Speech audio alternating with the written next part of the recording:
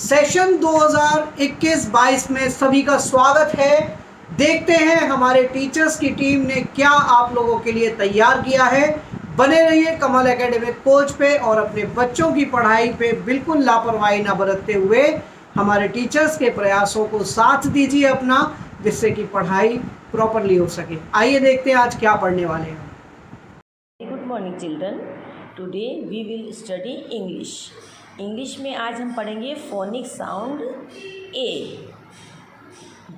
ए वाले वर्ड लिखेंगे जिसमें ए का यूज़ होगा, जैसे BAT bat, CAT cat, HAT hat, FAT fat, BAG bag, SAD sad. सब में ए का यूज़ हो रहा है ना। ऐसे ही CAP cap, BAD bat. Once again bat, cat, hat, fat, bag, sad, cap, bat.